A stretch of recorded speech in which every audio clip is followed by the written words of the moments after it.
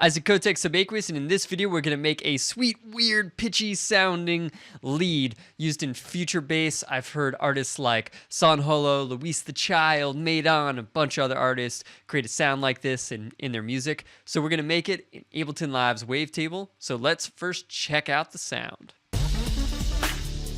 Alright, so we're going to be making this one. Let's hear it in context.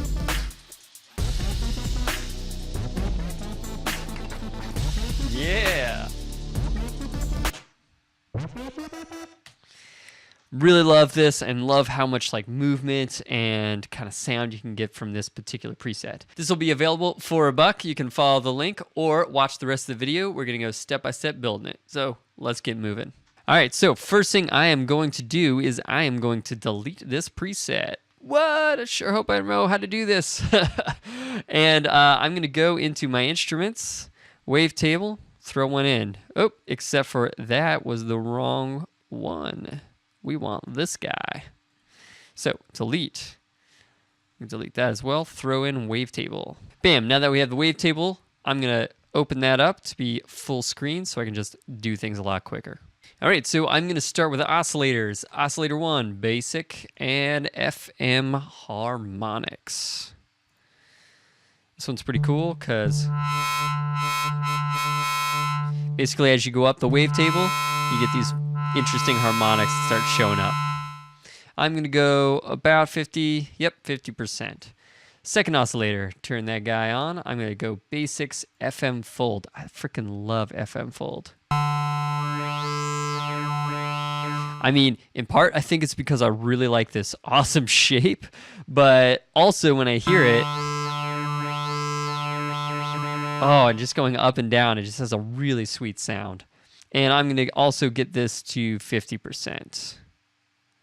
Just because, you know, the whole half full, half empty glass metaphor, maybe that's why, I don't know. All right, so let's look at the rest of this. I'm going to look at my modulators here next. Oh, before I do, sub oscillator. We want some sub oscillator. Octave 1, tone up to 89%. You know, with most patches, sounds really bad to start. Well, that is where the other things like mapping in the matrix setting, doing things with filters really start to create a sound. So this might be like if you're throwing an operator or wavetable, you're getting this a lot. Well, you need to do these other things to really make it unique, interesting, and move around. So next, I'm going to look at those parts. We've got the amp. I'm going to have the attack at, I'm just going to say 5 milliseconds. The decay, I'm going to set to 944. Sustain, I'm going to go -5. And release, I want to just drag that back, because I don't want it to, you know, keep playing out long. Great. Next up, envelope 2. I'm going to make this much more of a stab type sound, so when I map it to things like pitch and envelope, I can get kind of this interesting movement at the beginning, but not the rest of it.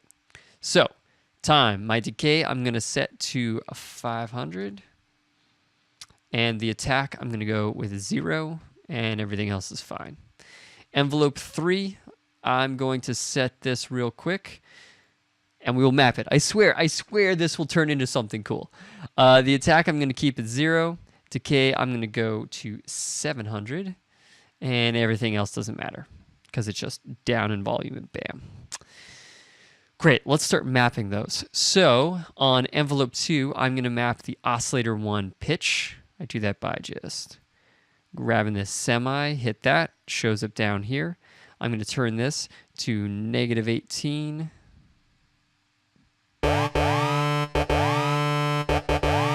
See, it has that awesome pitch sound that kind of is going low and coming up. And then oscillator 1 position, I'm going to map that to 100. See how it jumps up and goes down. And then oscillator 2 position, I'm going to do that to -100. I like to do that because we have more of a sub sound here, and as it comes up, it gets more harmonics, which is kind of the opposite of what's happening here. Now I'm going to map envelope 3 to the pitch. So if I hit transpose right there, this is kind of the pitch for the entire sound as compared to before. If you go with semi, it's just for that one oscillator. So transpose, pitch of the whole thing. I am going to go with -40. I'm just going to write that in.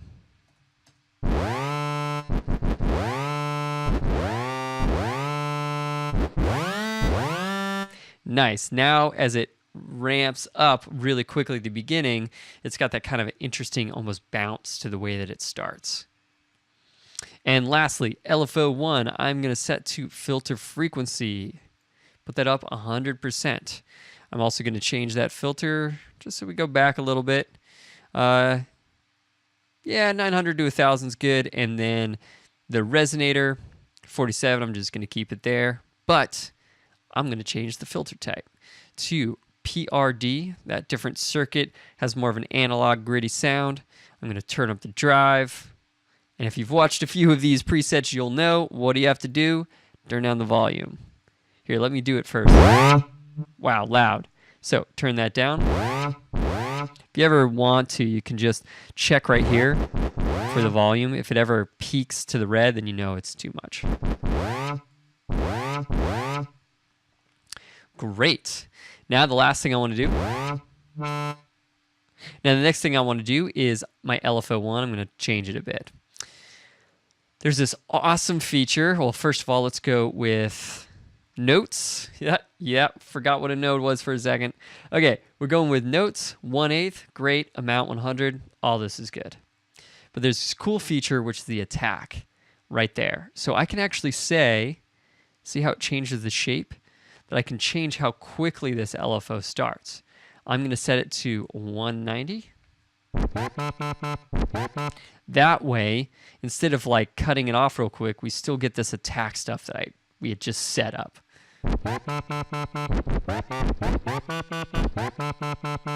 Cool.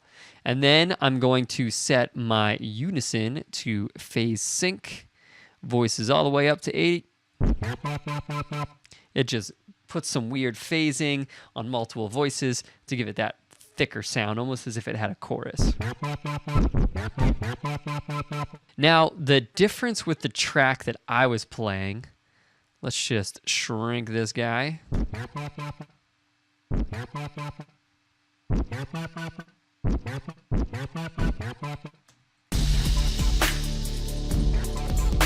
What I did is I actually mapped this frequency amount. So if you click that, I have to get in my automation, click that, and then what I was doing is I was just changing the filter so it would do different things to give it more interest.